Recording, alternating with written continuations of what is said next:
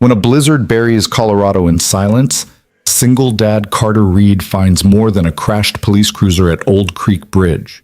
He finds a dying detective, a traumatized K-9 with a soldier's focus, and a corruption ring that won't stop until everyone who knows the truth is dead. As gunfire shatters his windows and his 7-year-old son hides in the basement, Carter faces an impossible choice: surrender the woman they're hunting or become the last line of defense for a family that isn't his yet. One frozen night, one forgotten dog, one father who refuses to break.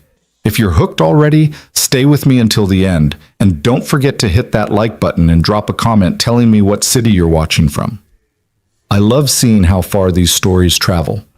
Now, let's begin. The blizzard hit Millbrook, Colorado like a living wall, silent, suffocating, absolute. By midnight, the town had vanished beneath 3 feet of powder, streetlights glowing faint and useless through the whiteout. The kind of storm that made people lock their doors, stack firewood, and pray the power held. The kind that buried everything: roads, rooftops, mistakes. Carter Reed didn't pray anymore.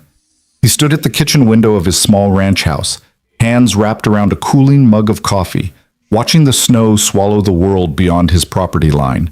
Behind him, the fire crackled in the stone hearth, casting warm shadows across the worn furniture and toys scattered on the floor.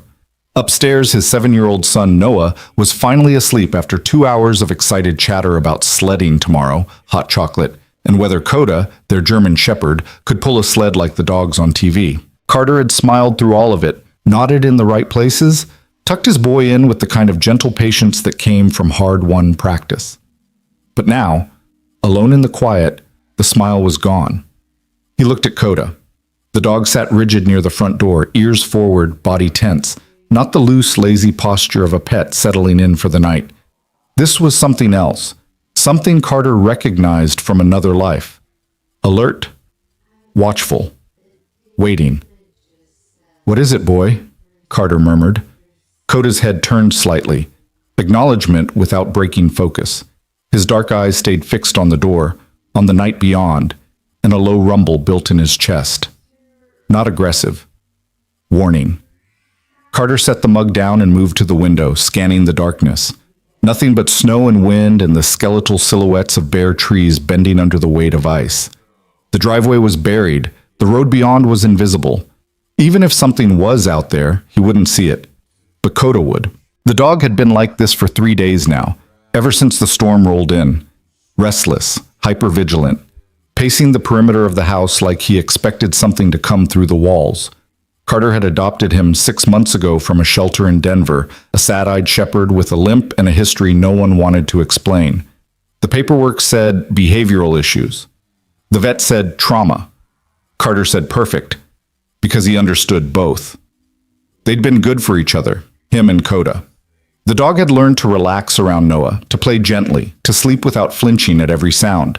But this storm had dragged something old and sharp back to the surface, and now Coda looked less like a pet and more like what he'd probably been before, a working dog with a job to do. Carter knew that look. He'd worn it himself once. The rumble deepened. Carter's hand moved instinctively to his hip, muscle memory reaching for a sidearm that hadn't been there in years. He caught himself, exhaled slowly, and shook his head. "Easy, Coda. It's just the wind." Coda didn't believe him. Neither did Carter. Pets. The barking started at 2:47 a.m., not Coda's, someone else's. Distant, frantic, cutting through the storm like a distress signal. Carter jerked awake on the couch, disoriented, the fire reduced to embers and the house cold enough to see his breath. Coda was already on his feet, hackles raised, staring at the door with an intensity that made Carter's pulse spike. The barking came again, sharp, desperate, close enough to hear, far enough to be swallowed by the wind. Carter grabbed his coat and boots, moving fast and quiet. He checked the stairs. Noah's door still closed, no sound from upstairs. Good. He pulled on his gloves, grabbed the heavy maglite from the hall closet, and paused at the gun safe. His hand hovered over the combination lock. "You don't need it. It's probably just an animal." The barking turned into a howl, raw, pleading. Carter spun the dial. He pulled the Glock 19 from the safe, checked the chamber, and slipped it into his coat pocket. Not because he wanted to, Because Coda's body language was screaming threat, and Carter had learned a long time ago not to ignore that kind of instinct. "Stay," he told Coda firmly. The dog whined, shifting weight between his paws. "I mean it. Stay with Noah." Coda hesitated, torn between obedience and something deeper.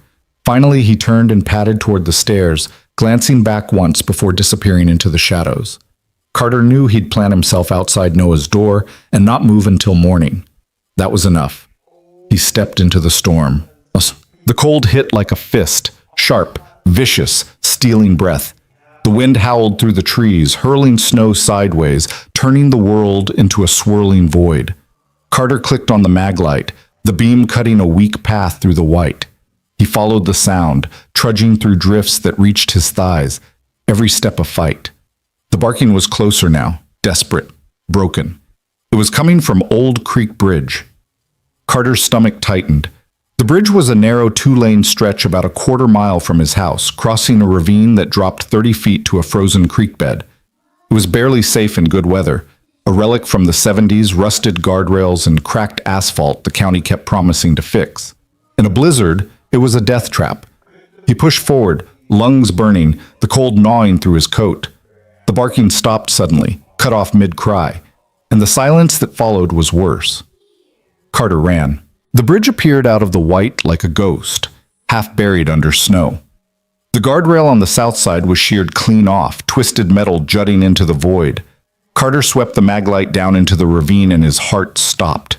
A police cruiser lay crumpled at the bottom, nose down in the snow, roof caved in, driver's side smashed against a boulder. The light bar was shattered, glass glittering in the beam of the flashlight. No lights. No movement. And then, barely audible over the wind, a sound. A whimper. Carter didn't think. He holstered the flashlight, grabbed the edge of the broken guardrail, and swung himself over the side. The slope was steep, treacherous, ice hidden beneath the powder. He half climbed, half slid down, boots skidding on frozen rock, gloves tearing on jagged metal. 30 feet felt like 300. He hit the bottom hard, snow cushioning the landing, and scrambled toward the cruiser. The whimpering was louder now, coming from inside the vehicle. Carter yanked on the driver's door, jammed. He moved to the passenger side, found it buckled but not locked, and wrenched it open with a scream of protesting metal. A woman lay slumped across the center console, blood matting her dark hair, uniform torn and soaked. Her face was pale, lips blue, eyes half closed. A Millbrook PD badge glinted on her chest, barely visible under the blood. "Hey," Carter said sharply, pulling off his glove and pressing 2 fingers to her neck. Pulse, weak, thready, but there. "Hey, can you hear me?" Her eyes fluttered, focused, locked onto his face with an intensity that didn't match the half-dead body. "Badge, number," she whispered, voice barely more than a rasp. 7, 3, 4, 9. Carter blinked. "What?" "Remember, it..." Her hand shot out, gripping his wrist with surprising strength. 7, 3, 4, 9. Okay, I've got it. 7, 3, 4, 9. Now hold on." Her eyes rolled back and she went limp. "No, hey." Carter shook her gently, then harder. Nothing. He checked her pulse again, still there, barely. She was hypothermic, bleeding, maybe concussed. Maybe worse. He needed to move her. Now. He pulled her carefully from the wreckage, hooking his arms under hers, dragging her through the snow toward the slope. She was small, maybe 5'6", 130 pounds soaked, but dead weight was dead weight, and the climb back up nearly killed him. By the time he hauled her over the edge of the ravine and onto the bridge, his lungs were screaming and his arms were numb. He lifted her into a fireman's carry, ignored the fire in his legs, and started the long trudge home. The storm swallowed them both. Whoa. Carter kicked the front door open and stumbled inside, snow cascading off his shoulders. The woman's weight pressing him forward. Coda appeared instantly, hackles raised, teeth bared, until he saw the woman's face. Then everything changed. The growl died. The aggression melted. Coda's ears dropped. His body went loose, and he moved forward slowly, cautiously, sniffing the air. When he reached the woman, he pressed his nose to her hand and whined. a sound Carter had never heard from him before. Recognition. "You know her?" Carter muttered. Coda looked up at him, dark eyes wide and wet, and whined again. Carter didn't have time to process it. He carried the woman to the couch, laid her down gently, and started stripping off her soaked uniform jacket. Hypothermia first, everything else second. He grabbed every blanket in the house, built up the fire until it roared, and wrapped her like a cocoon. Her skin was ice, her breathing shallow, but her pulse was getting stronger. "Dad?" Carter turned. Noah stood at the bottom of the stairs in his dinosaur pajamas, rubbing his eyes, staring at the woman on the couch. "Who's that?" Carter moved quickly, positioning himself between Noah and the stranger. "Someone who needs help, buddy. She was in an accident. Is she okay?" "She will be, but I need you to do something for me, all right? Go make 2 mugs of hot chocolate, one for you, one for her. Can you do that?" Noah's face lit up despite the hour. "Really?" "Really, but use the microwave, not the stove. And bring them slow, okay? No spilling." "Okay." Noah padded toward the kitchen, Coda following close behind like a shadow. Carter turned back to the woman. Her color was better, less blue, more pale gray. Progress. He checked her head wound, found a nasty gash above her left temple but no active bleeding, possible concussion, possible skull fracture, definitely too injured to move. He pulled out his phone. No signal. The storm had taken the cell towers. Landline was out too. He'd checked yesterday. They were cut off. Which meant she wasn't getting medical help until the roads cleared. Which meant Carter was it. He exhaled slowly, shoved down the rising anxiety, and started a mental triage. Stop the bleeding, warm her up, monitor for shock. Basic field medicine. He could do this. He'd done worse. She woke 3 hours later, gasping, flailing, eyes wild. Carter caught her wrists before she could tear the bandage off her head. "Easy, easy. You're safe." "Where?" She jerked against his grip, strong despite everything. "Where am I?" "My house. You crashed at Old Creek Bridge. I brought you here." "The bridge?" Her eyes darted around the room, taking in the fire, the blankets, the toys scattered on the floor, Coda sitting rigid near the door. Her gaze locked onto the dog, and something broke in her expression. "Coda?" The dog's ears shot forward. She tried to sit up, swayed dangerously, and Carter pushed her back down. "You're concussed. Don't move." "Coda," she said again, voice cracking. The dog moved. Not fast. Careful, like approaching something fragile. He crossed the room, climbed onto the couch beside her, and pressed his head into her chest. She wrapped her arms around him and started crying, silent, shaking sobs that made her whole body tremble. Carter stepped back, giving them space, his mind racing. Coda had been a rescue. No history, no records, just trauma and behavioral issues and a limp that came and went. But this woman knew his name. After a long moment, she pulled back, wiping her eyes with the heel of her hand. "I'm sorry, She looked at Carter properly for the first time. "You pulled me out." "Yeah. Thank you." "Don't thank me yet. You're not out of the woods." He gestured to her head. "You've got a concussion, maybe worse. I can't get you to a hospital. Roads are buried and the phones are down. You're stuck here until the storm clears." "How long?" "Another day, maybe 2. She closed her eyes, jaw tightening. 2 days. "Can you tell me your name?" She hesitated. For a second, Carter thought she might refuse. Then, Leah Mercer, detective, Millbrook PD. "Carter Reed, and that's Noah." He nodded toward the kitchen where his son was peeking around the corner, mug in hand. "He made you hot chocolate." Leah tried to smile. Failed. That's really sweet." Noah approached slowly, holding the mug like a sacred offering. Coda stayed glued to Leah's side, watching the boy with the same protective focus he'd shown the door earlier. Carter frowned. "How do you know my dog?" Leah's smile disappeared. "He's not your dog." "What?" "He's mine." She ran her fingers through Coda's fur, and the dog leaned into her touch like he'd been waiting 18 months for it. "He was my husband's K9, retired after—" She stopped, swallowed hard. "After Ryan died." The name hit Carter like a gut punch. Ryan Hale. He knew that name.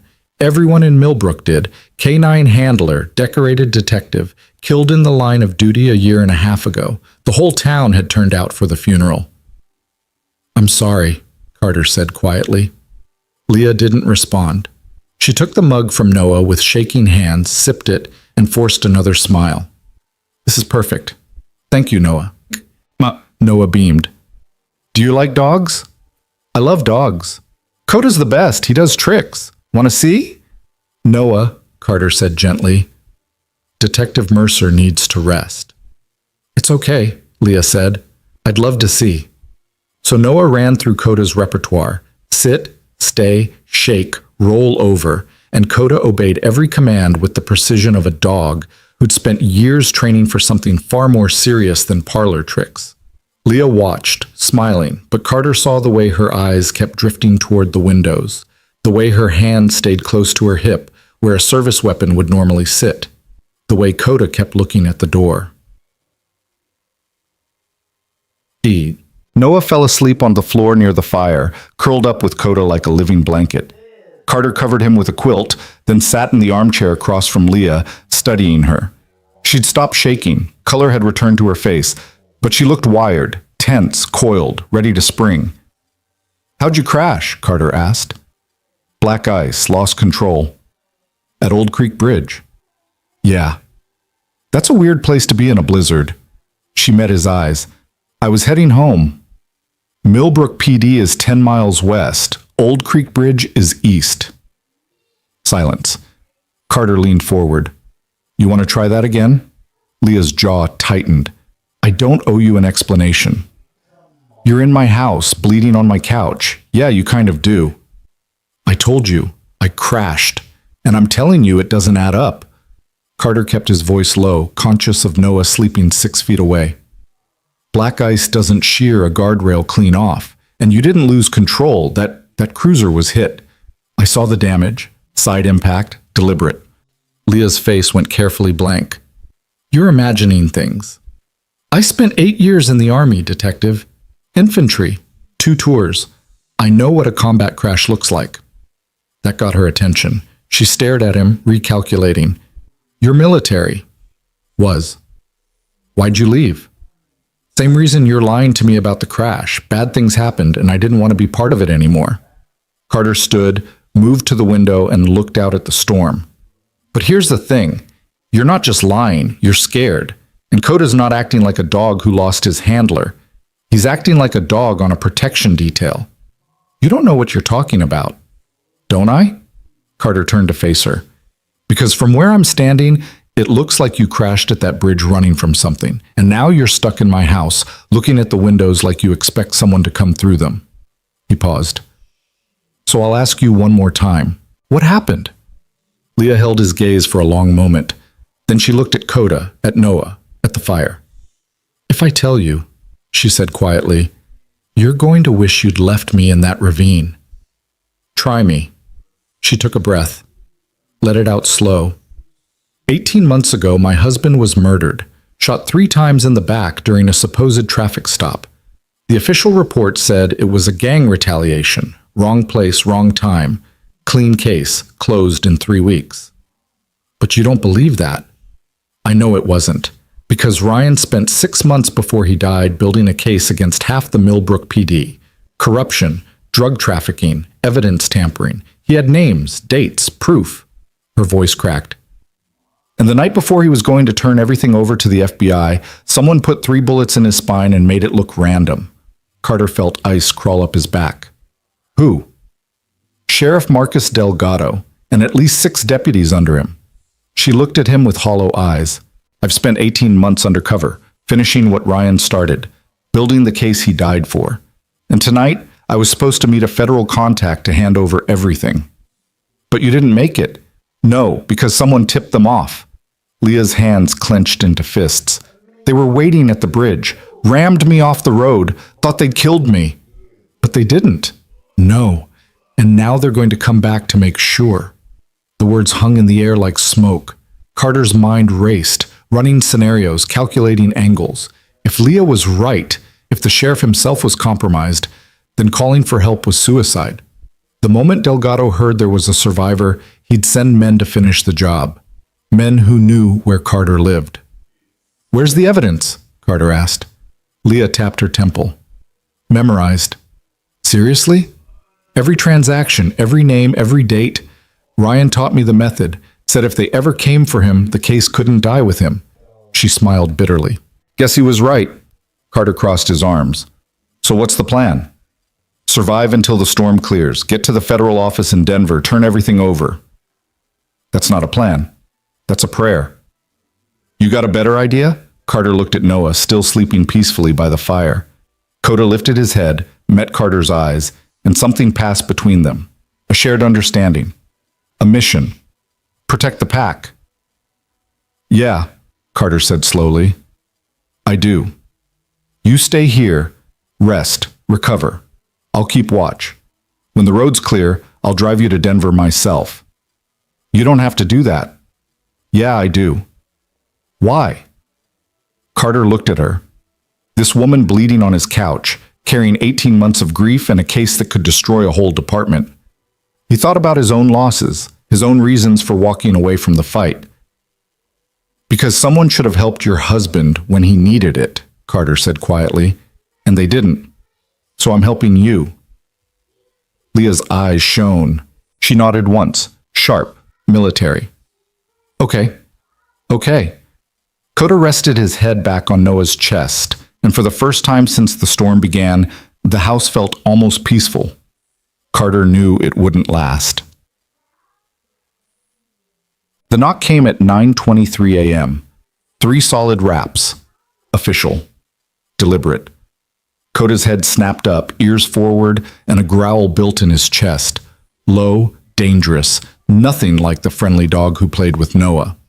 Leah went rigid on the couch, hand instinctively reaching for a weapon that wasn't there. Carter moved to the window, angled his view toward the porch. Sheriff Marcus Delgado stood in the snow, hat in hand, badge glinting on his chest. Alone. Smiling. "Shit," Leah whispered. Noah stirred on the floor, rubbing his eyes. "Dad? Who's here?" "Stay with Coda," Carter said. "Don't move." He crossed to the door, unlocked it, and opened it just wide enough to fill the frame. The cold rushed in, sharp and bitter. "Sheriff?" Carter said evenly. "Carter." Delgado's smile widened. "Sorry to bother you this early. I'm doing wellness checks on the outer homes, making sure everyone's all right after the storm." "We're fine." "Glad to hear it." Delgado's eyes drifted past Carter, scanning the interior. "You mind if I come in? Just for a minute. Want to make sure your heat's holding up." "No need. We're all set." "You sure?" "I saw smoke from your chimney. Just want to make sure everything's safe." Carter didn't move. "It's safe." Delgado's smile thinned. "Carter, I'm just trying to do my job. And I'm telling you we're fine." Silence stretched. Delgado's eyes narrowed and something cold slipped into his expression. "You wouldn't be hiding anything in there, would you?" Behind Carter, Coda's growl deepened, audible now, unmistakable. Delgado's gaze shifted toward the sound, and Carter saw the recognition flicker across his face. "That's a German Shepherd," Delgado said slowly. "Yeah." "You get a dog recently?" 6 months ago." "Huh." Delgado tilted his head. "Funny. I could have sworn that sounded like a police K9. Carter's hand tightened on the doorframe. "Thanks for checking in, Sheriff. Stay safe out there." He started to close the door. Delgado's boot caught the edge, holding it open. "One more thing. You wouldn't have seen a Millbrook cruiser out this way, would you? One of our detectives went missing last night. We're tracking her route. Haven't seen anything. You're sure?" "Positive." Delgado stared at him. Carter stared back. The kind of standoff where the first person to blink loses everything. Finally, Delgado withdrew his boot and stepped back, smile returning like a mask. "All right then. You take care, Carter. You and your boy." "You too, Sheriff." Carter closed the door, locked it, threw the deadbolt. Behind him, Leah let out a shaking breath. "He knows." "Yeah," Carter said, "he knows." Coda moved to the door, planted himself like a sentinel, and stared through the wood like he could see Delgado walking away. But Carter knew better. Delgado wasn't walking away. He was getting reinforcements. Carter watched through the gap in the curtains as Delgado's patrol vehicle disappeared into the white, swallowed by snow and distance. The sheriff drove slowly, deliberately, like a predator marking territory. When the taillights finally vanished, Carter stayed at the window another full minute, scanning the tree line, the road, the empty spaces between. Nothing moved. Everything felt wrong. He turned back to find Leah on her feet, swaying slightly, one hand braced against the couch arm. Her face had gone pale again, the brief flush of warmth drained away by fear and adrenaline. Coda pressed against her leg, steadying her, and she gripped his fur like a lifeline. "He's coming back," she said. Not a question, a certainty. "Yeah, with others. Probably." Noah sat cross-legged by the fire, eyes wide, looking between the adults with the kind of sharp awareness that came from living in a single-parent home where Dad sometimes woke up screaming and didn't talk about why. The kid was 7, but he'd learned to read tension like some children read picture books. "Dad?" His voice was small. "Are we in trouble?" Carter crossed the room, knelt in front of his son, and put both hands on the boy's shoulders. "No, buddy, we're okay. But we need to be smart for a little while. Can you do that?" "What kind of smart?" "The listening kind. If I tell you to do something, you do it right away. No questions. Deal?" Noah nodded solemnly. "Deal." "Good man." Carter ruffled his hair, then stood and looked at Leah. "How much time do you think we have?" She closed her eyes, thinking, calculating. When she opened them again, the fear had been pushed down, buried under something harder. The cop was back. Depends on how careful he wants to be. If he calls for backup officially, he has to justify it. Wellness check gone wrong, maybe. Shots fired. Something that gets him bodies without raising questions. How long? An hour. Maybe 2 if the storm slows him down. Carter nodded. Already moving, already planning. 8 years in the army had taught him a lot of things, but the most important lesson was this. When the enemy knows where you are, you either move or you fortify. And with Noah in the house, moving through a blizzard wasn't an option. So fortify it was. "Noah, I need you to go upstairs to your room and stay there. Take Coda with you. Play with your Legos, okay? Build me something cool. But no buts. Go." Noah's face scrunched up like he wanted to argue, but he swallowed it, nodded, and headed for the stairs. Coda didn't follow. The dog looked at Leah, then at Carter, then at the door. His body language screamed one word: guard. "Coda, go," Leah said softly. The dog whined. "I'm okay. Protect Noah. Go." Coda hesitated one more second, then turned and padded up the stairs, disappearing after the boy. Carter heard the bedroom door close, and some of the tension in his chest eased. Not gone. Just manageable. He looked at Leah. "You need to sit down before you fall down. I need to help." "You can barely stand." "Then tell me what to do sitting." She lowered herself back onto the couch, jaw set, stubborn as hell. "I'm not useless, Carter. Didn't say you were." He moved to the front window, studying the approach. The house sat on 2 acres, surrounded by pines and scrub oak, with a long driveway connecting to the main road. Good sight lines in summer, terrible in a blizzard. But you're concussed and unarmed, so unless you've got a backup plan that doesn't involve bleeding more, you're going to sit there and talk me through what we're facing. Leah exhaled slowly. "Fine. What do you want to know?" "How many people are we talking about?" "Delgado has 6 deputies directly on the payroll, all ex-military or ex-police from bigger departments. They're not rookies." "Weapons?"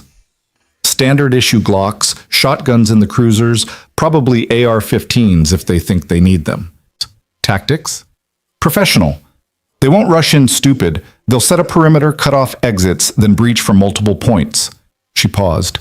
"And they won't care about collateral damage. We're in the middle of nowhere. No witnesses, no cameras. If this house burns down with all of us inside, the official report will call it a tragedy." Carter absorbed that, feeling the weight of it settle in his bones.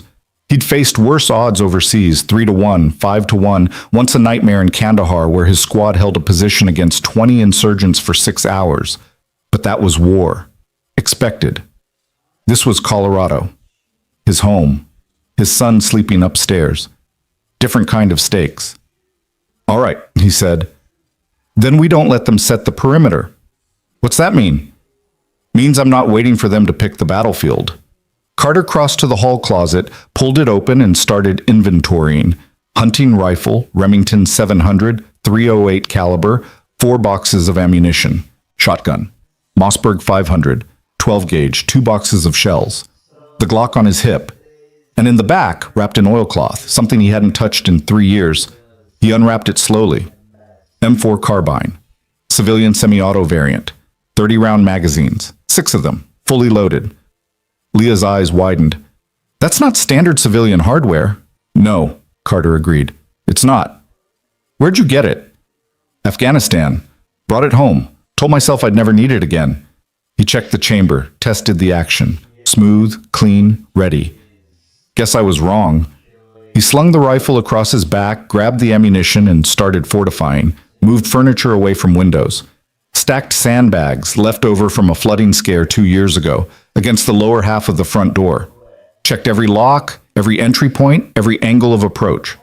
The house wasn't a fortress, but it had good bones. Solid construction. Thick walls. Limited access points. Leah watched him work, and something shifted in her expression. Recognition. You've done this before? Yeah. Where? Helmand Province, Musa Qala. My squad held a compound for 3 days while waiting for evac. Taliban tried everything, snipers, RPGs, human wave assaults. We lost 2 men but held the line. He didn't look at her, kept moving, kept working.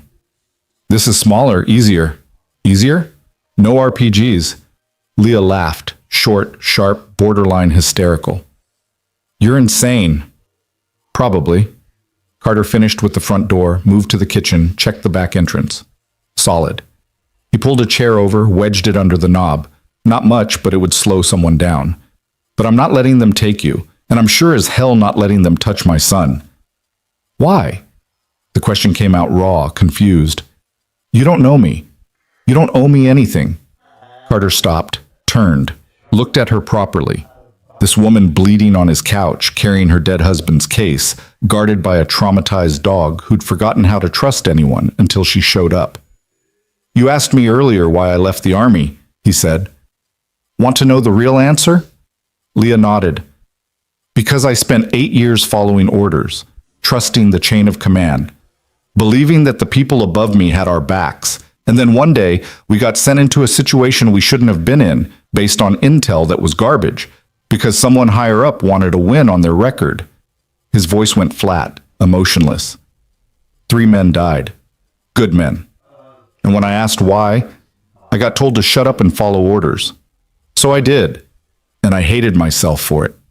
He moved back to the window, scanning the white. Your husband tried to do the right thing, Carter continued, and someone killed him for it. You're trying to finish what he started. And if I turn my back on that, if I let Delgado and his people win because it's easier, because it's safer, then I'm no different than the people who got my squad killed. Silence filled the house, broken only by the crackle of the fire and the muffled sound of Noah playing upstairs. Okay, Leah said quietly. Okay. Carter turned to face her. I need you to tell me everything, every name in your case, every transaction, every piece of evidence. If this goes wrong, if they get through, someone needs to know what you know.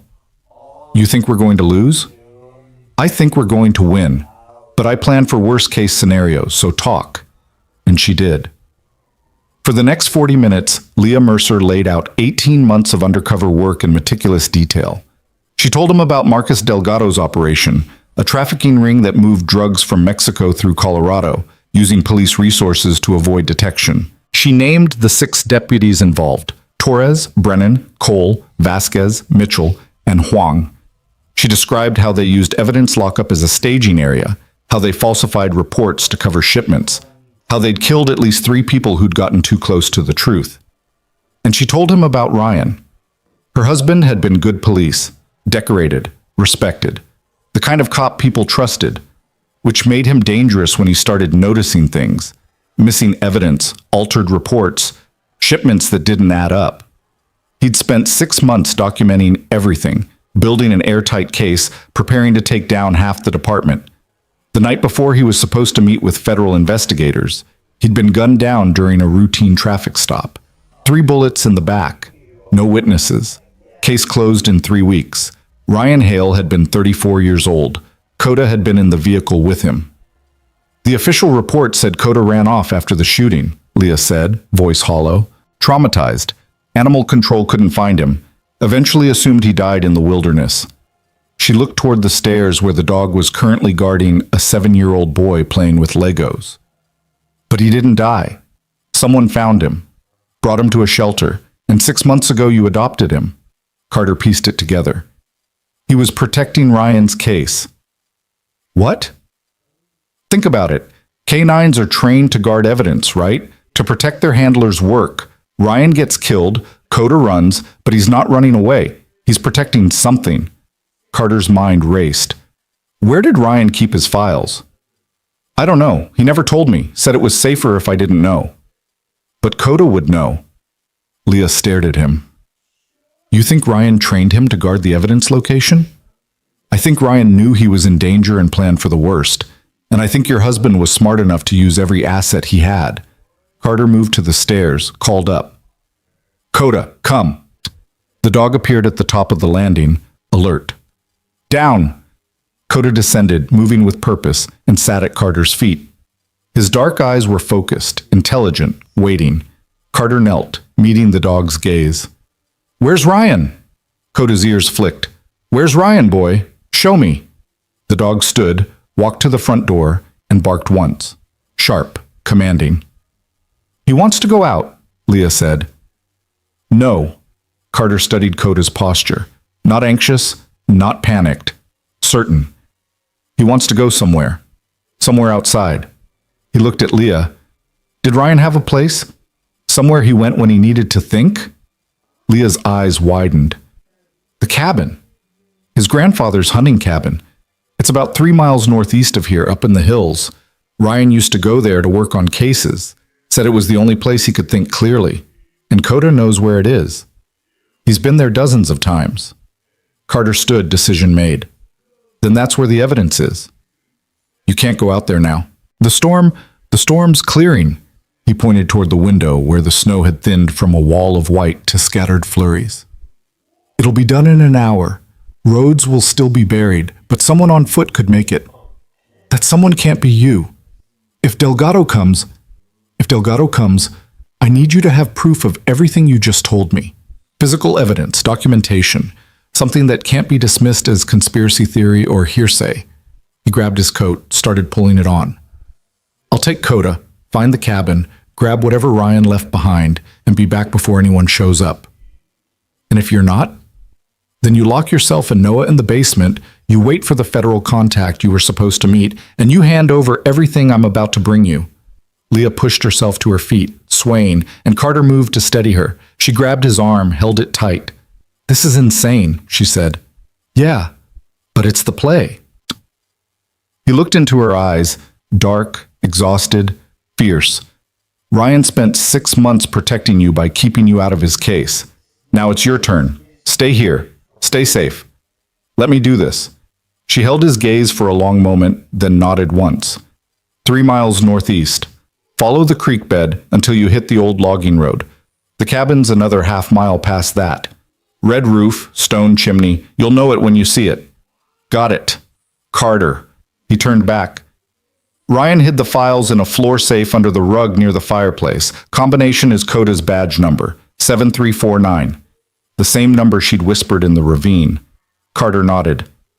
I'll bring it all back. He called Coda, grabbed the rifle, and headed for the door. Behind him, he heard Leah sink back onto the couch, heard her ragged breathing, heard the fire pop and settle. And then he was outside, swallowed by cold and white, and the terrifying certainty that he'd just made either the smartest or stupidest decision of his life. Coda moved beside him, alert and focused, and they started northeast into the wilderness. Toch. The forest was silent. Not peaceful, oppressive. The kind of quiet that came when every living thing hunkered down and waited for danger to pass. Carter's boots crunched through the snow, each step deliberate, measured. Coda ranged ahead, nose low, tracking something Carter couldn't see. The creek bed was frozen solid, a ribbon of white cutting through the pines. Carter followed it, rifle across his chest, eyes scanning constantly. He'd done this before. Patrol in hostile territory, hyper-aware, every sense dialed to maximum. But Afghanistan had been hot, dusty, full of noise. This was cold, silent, and somehow worse, because this time his son was behind him. Coda stopped suddenly, head up, ears forward. Carter froze, finger near the trigger guard, and scanned the tree line. Nothing. The dog relaxed, moved forward again, and Carter exhaled slowly. False alarm, just nerves. They pressed on. The logging road appeared after 20 minutes. A narrow track half buried under drifts, marked by old ruts and tire tracks that had frozen into permanent grooves. Coda turned left without hesitation, moving with the confidence of a dog who'd walked this path 100 times. Carter followed. The cabin materialized out of the white like something from a dream. Small, rustic, exactly what Leah had described. Red roof heavy with snow, stone chimney dark and cold, windows shuttered, no signs of recent activity. Coda went straight to the door, sat, and looked back at Carter expectantly. "Good boy," Carter murmured. The door was unlocked. Carter pushed it open slowly, rifle up, clearing angles. Empty. One room, basic furnishings, cold as a tomb. The fireplace was dark, the floor covered by a faded rug, exactly as Leah had said. Carter moved to the rug, pulled it back, and found the floor safe. Metal, heavy-duty, combination lock. He spun the dial. 7, 3, 4, 9. The lock clicked.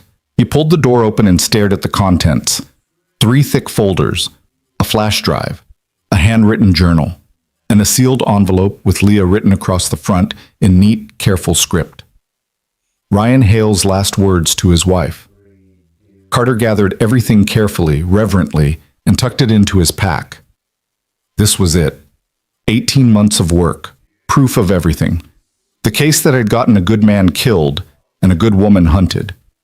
He was about to close the safe when Coda growled, low, dangerous, focused on the door. Carter spun, bringing the rifle up. A shadow moved outside the window, then another, then 6 more. They'd been followed. Carter dropped low, moved to the wall beside the window, and risked a glance outside. 7 men in tactical gear spreading out, surrounding the cabin. No uniforms, no markings. Professional movement, coordinated, silent. Not Delgado's people. Worse. Private contractors. Which meant Delgado wasn't taking chances. He'd called in outside help. People with no connection to Millbrook PD. People who wouldn't hesitate to burn a cabin with a man and a dog inside and call it an accident. Carter's mind raced. 7 against 1. No cover. Limited ammunition. And Coda, brave, loyal, traumatized Coda, was the only backup he had. The odds were terrible, but they weren't impossible. Carter moved to the fireplace, grabbed the heavy cast iron poker, and wedged it against the door handle. Not much, but it would buy seconds. He pulled a chair to the back window, smashed the glass with the rifle stock, and cleared the frame. Exit route. Coda was at his side, tense, waiting for orders. "When I say run," Carter whispered, "you run, straight back to the house, to Noah. You understand?" Coda whined. "I mean it. You protect that boy. That's your job now." The front door exploded inward, breaching charge, professional, fast. Smoke filled the cabin. Carter fired 3 rounds through the doorway, heard a scream, rolled left as return fire chewed through the wall above his head. "Go!" he shouted. Coda bolted through the window, disappearing into the white. Carter followed, diving through the frame, hitting the snow hard, rolling, coming up firing. 2 men coming around the side. He dropped the first, wounded the second, then ran. Bullets cracked through the air, tearing bark from trees, kicking up snow. Carter zigzagged, moving fast, using terrain for cover. The pack on his back felt like it weighed 1,000 pounds, but he didn't drop it. Couldn't. The evidence was everything. Behind him, shouts, orders, the sound of men giving chase. Carter hit the creek bed, slid down the embankment, and kept running. His lungs burned, his legs screamed, but he didn't stop, couldn't stop, because Noah was waiting, and these men were heading toward his house. Carter's boots hammered against frozen ground, each breath a knife in his lungs. The pack with Ryan Hale's evidence slamming against his spine with every stride. Behind him, the shouts had organized into something worse. Coordinated pursuit, professional and relentless. These weren't panicked amateurs. They were hunters who'd done this before, and he was leading them straight toward his son. The thought made him push harder, faster, ignoring the burning in his thighs and the way his vision had started to tunnel at the edges. 3 miles back through snow and wilderness with killers on his trail. The math was simple and terrible. They were gaining ground. Carter hit a clearing and risked a glance back. 4 men, maybe 100 yards behind, moving in a staggered formation that spoke of military training. One stopped, raised a rifle, and Carter dove left as the shot cracked through the air, bark exploding from a pine inches from his head. He rolled, came up firing, 3 quick rounds that sent them scattering for cover. It bought him seconds. He used them, crashing back into the tree line, changing direction slightly, forcing them to adjust. Basic infantry tactics. Never run in a straight line, never give them an easy shot, make them work for every yard. But it was only delaying the inevitable. His radio crackled, still clipped to his belt from this morning's false calm. Static, then a voice. Calm, professional, wrong. Mr. Reed. Not a question, they knew his name. This doesn't have to end badly. We're not here for you. Give us the woman and the evidence, and we walk away. You go back to your son. Everyone lives. Carter didn't respond, kept running, but his mind was already calculating. They had radios, coordination, which meant they weren't all chasing him through the woods. Some of them were already moving on the house. The realization hit like ice water. They'd split their forces. Half to chase him, half to secure the primary target. Standard tactic. And he just handed it to them by leaving Leah alone with Noah. Leah, he gasped into his own radio, praying the range was enough. Leah, they're coming. Lock down. Basement. Now. Static. Leah! More static. Then her voice, strained, scared, but controlled. I hear you. We're moving. How many can you see? 3 vehicles just pulled up. Maybe 8, 9 men. Carter, there's too many. Basement. Take Noah and Coda. Do it now. What about you? I'm 2 minutes out. Just hold. He clicked off before she could argue, before the fear in her voice could become his fear. 2 minutes. 120 seconds to cover 3/4 of a mile through snow and exhaustion with 4 trained killers breathing down his neck.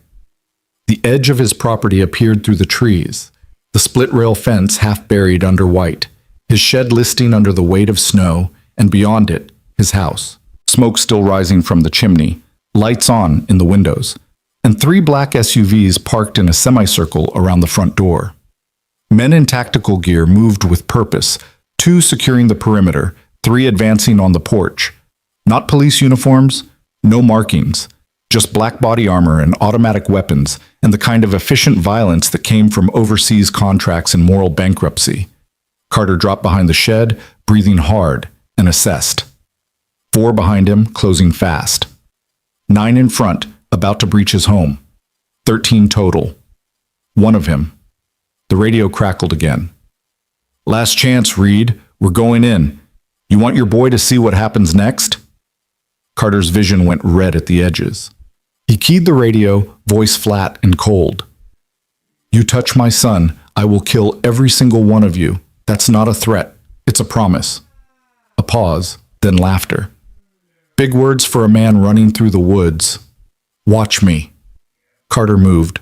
Not toward the house, that was suicide. Toward the shed. He shouldered through the door, scanning quickly. Toolbox. Workbench. Chainsaw. Gasoline cans. Fertilizer bags. His mind assembled the pieces in 2 seconds, muscle memory from demolition training kicking in. Improvised. Crude. But it would work. He grabbed 2 gas cans, unscrewed the caps, and started splashing fuel across the floor, the walls, the bags of fertilizer stacked against the back wall.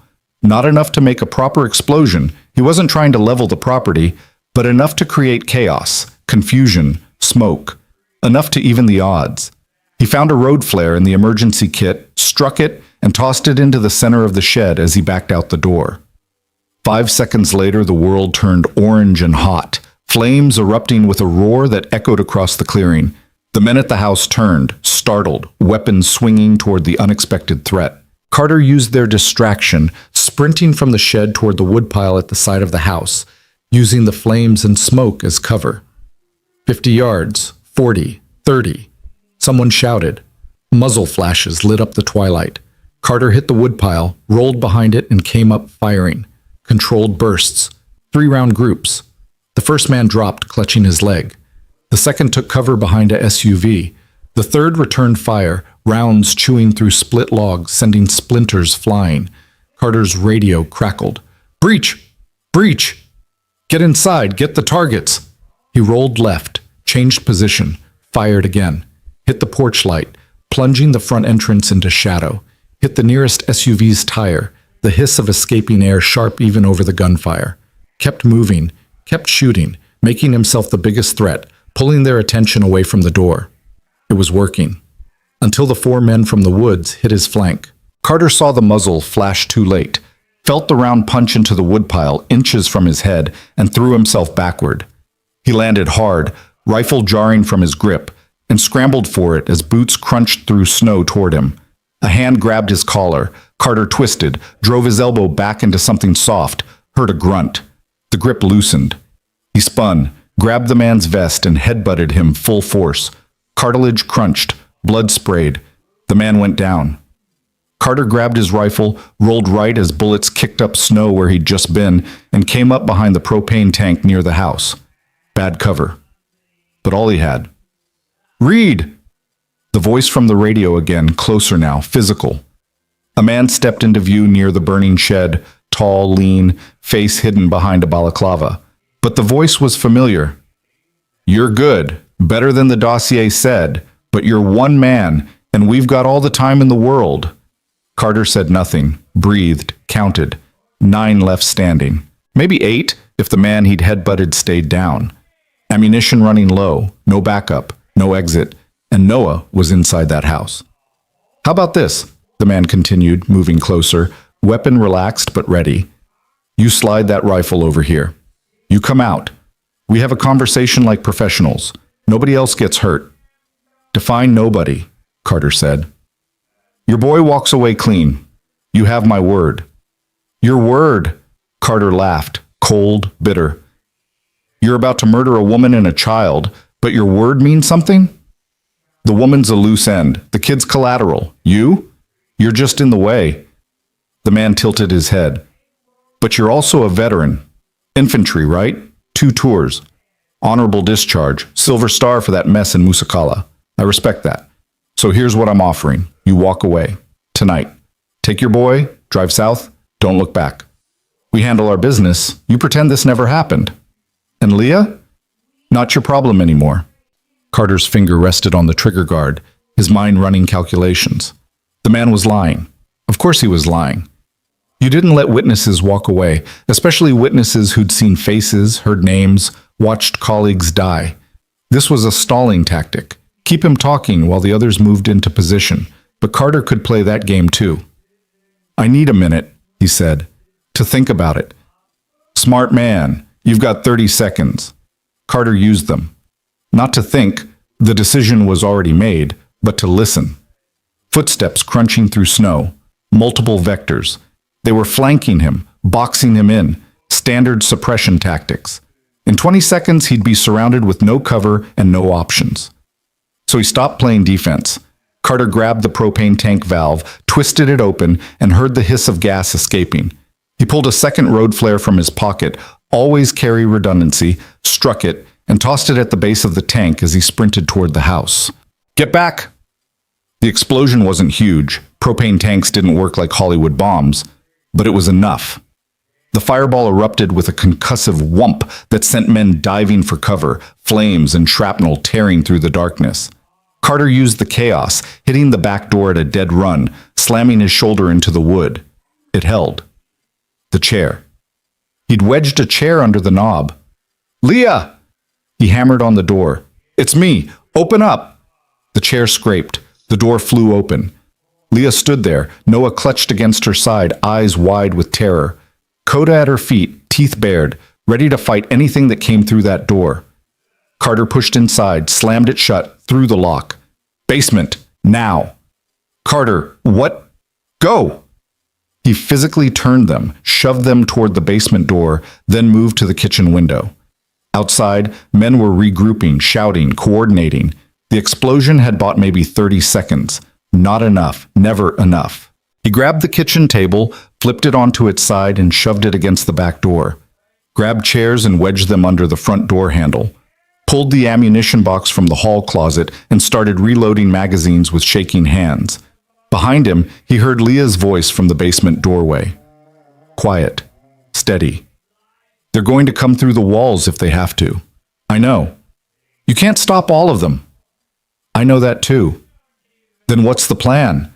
Carter slammed a full magazine into the rifle, racked the charging handle. I hold them off long enough for you to get Noah out. Out where? We're surrounded. The crawl space under the basement leads to a drainage tunnel my grandfather installed in the 60s. Comes out about 50 yards into the tree line. He pulled a flashlight from the shelf, tossed it to her. Follow it south until you hit the main road. Flag down anyone who's not driving a black SUV. Get to federal agents. Tell them everything. Leah caught the flashlight, stared at him. You're not coming. Someone has to hold the door. Carter, Leah. He met her eyes. Your husband spent 6 months building a case against these people. Died for it. You spent 18 months finishing what he started. I'm not letting it die because we couldn't hold a house for 10 minutes. He pulled the backpack off his shoulders, Ryan's evidence, the reason for all of this, and handed it to her. This is what matters, not me. This. She took it with trembling hands, tears cutting tracks through the grime on her face. I don't even know you. Yeah, you do. I'm the guy who pulled you out of a ravine. He allowed himself a small smile. Now get my son to safety. Please.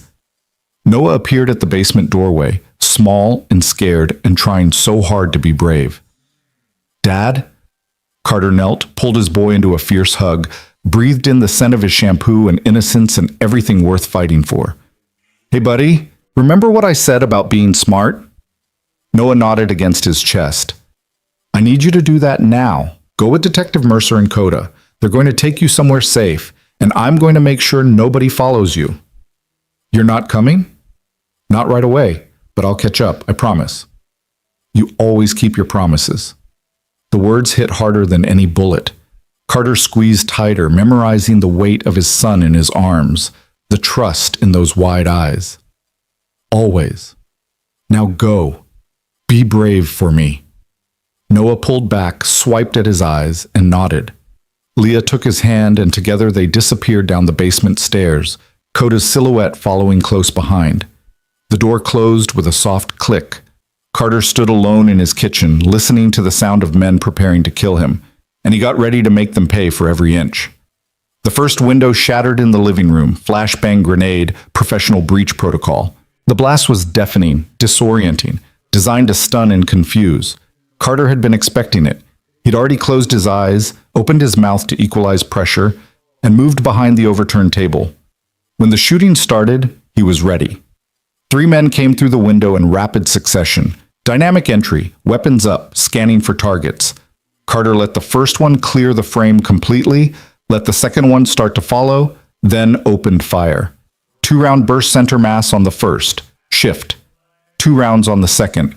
The third man dove back outside, shouting, Contact! Living room! He's behind! Carter put 2 rounds through the wall, silencing the warning. The front door exploded inward. Another breaching charge. More smoke. More chaos. Men poured in, and Carter's world collapsed into pure combat instinct. Target acquisition. Fire. Shift. Fire. Reload. Move. The rifle became an extension of his body. The training carved so deep into his nervous system that conscious thought was irrelevant. Someone came around the overturned table from the left. Carter reversed his grip, drove the rifle stock into the man's throat, felt the crunch, kept moving. Another from the right. Carter spun, fired point blank, the man's body armor stopping the rounds, but the impact dropping him. Carter followed up with a shot to the leg, not lethal, but absolutely stopping. He's down! We've got... Carter rolled, came up behind the couch, and fired through the cushions at the muzzle flash near the door.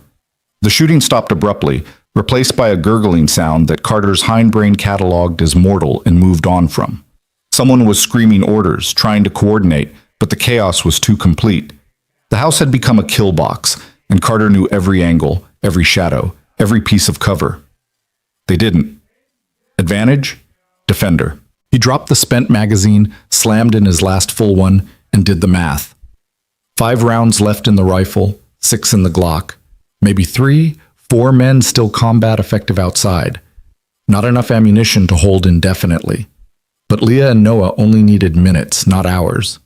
The radio crackled, the voice from earlier now stripped of its professional calm. "Burn it. Burn the whole thing. He's not coming out." Carter's blood went cold. They were going to torch the house with him inside. Simple, final. And it would destroy any evidence that hadn't already made it into the basement tunnel. He moved fast, crouching low, heading for the kitchen. If they were going to burn him out, he'd meet them in the smoke. Molotov cocktails sailed through the broken windows, crude but effective, glass shattering, gasoline spreading, flames erupting across the hardwood floor that Carter had installed himself 3 summers ago. The curtains Noah had helped pick out at the hardware store catching fire with a whoosh. The heat was immediate and terrible. Carter grabbed a dish towel, soaked it at the sink, wrapped it around his face, and kept moving. Smoke filled the room, thick and black, burning his eyes even through slitted lids. He could barely see 3 feet in front of him, but he could hear them, boots on the porch, coordinating, waiting for him to run out the door like a panicked animal. He went out the kitchen window instead, smashed the frame with his elbow, hauled himself through, dropped into the snow, and rolled left as gunfire tore through the space he'd just occupied. 3 men near the porch, backlit by the flames consuming his home. Carter fired twice, dropped the first, clipped the second, ran out of ammunition as the third returned fire. The rifle clicked empty. Carter dropped it, pulled the Glock, fired 4 times in rapid succession. The third man went down. Carter rolled behind a tree, ejected the magazine, checked it by feel. 2 rounds left, and he could hear engines starting. They were leaving, cutting losses, leaving the house to burn and him to die, and betting that Leah and Noah wouldn't make it far in a blizzard with no resources and no backup. Carter pushed upright, legs shaking, lungs screaming, and started running toward the tree line, toward the drainage tunnel exit, toward his son. He heard the crack of a rifle shot and felt fire tear across his ribs. Not deep, just a graze, but enough to send him stumbling. He caught himself on a tree, kept moving, blood soaking hot into his shirt. Another shot. This one missed. Carter crashed into the forest, branches clawing at his face, and ran blind. 50 yards. That's what he'd told Leah. 50 yards to the tunnel exit. He counted steps, counted breaths, counted the seconds until he saw the metal grate half buried in snow. He dropped to his knees, yanked it open, and stared into darkness. "Leah!" His voice echoed down the tunnel. Nothing. "Leah!" A flashlight beam appeared in the distance, growing brighter, and then Coda's face emerged from the shadows, followed by Leah carrying Noah on her hip, the backpack with Ryan's evidence slung across her shoulders. Carter sagged with relief so intense it hurt worse than the bullet graze. "You're bleeding," Leah said, eyes wide. "I'm fine. Keep moving. There—" The sound of an engine grew louder, closer. Headlights swept through the trees, searching. "Go," Carter said. "I'll draw them off." "You can barely stand." "I can run. Go. Now." He grabbed the Glock, 2 rounds left, remember, and stumbled back toward the sound of the vehicles, firing into the air, shouting, making himself the target. The engines changed direction, coming toward him, and Carter ran perpendicular, leading them away from the tunnel exit, away from Leah and Noah and Coda, away from everything that mattered. He made it another 100 yards before his legs gave out. Carter collapsed behind a fallen log, panting, vision swimming, and raised the Glock with a hand that wouldn't stop shaking. Headlights swept closer, boots crunched in snow. The radio crackled with efficient, emotionless coordination. "Target down, moving to confirm." Carter tried to aim, couldn't. His hand was shaking too badly, and the darkness kept sliding sideways. The footsteps stopped 10 feet away. A man appeared, silhouetted against the vehicle lights, rifle trained on Carter's center mass. You fought well, for what it's worth. Carter managed a bloody smile. Go to hell. The man's finger moved toward the trigger, and Coda hit him like a missile. The dog came out of nowhere, silent, fast, 70 pounds of muscle and fury, and took the man down in a tangle of limbs and snarling rage. The rifle went flying. The man screamed. Coda's jaws found his arm and didn't let go. Leah appeared behind the dog. Noah held tight against her chest, and she picked up the dropped rifle with shaking hands. Don't move! Federal custody! You move and I will shoot you! The other men were shouting, engines revving, trying to coordinate. Leah fired twice into the air, warning shots, and the shooting stopped. Standoff.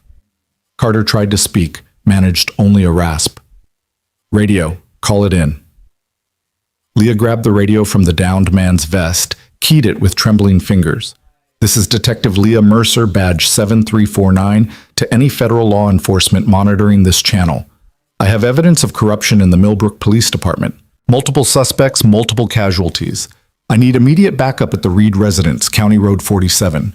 I am armed. I have a civilian child and an injured veteran. If you are listening, respond, please. Someone respond. Static. More static.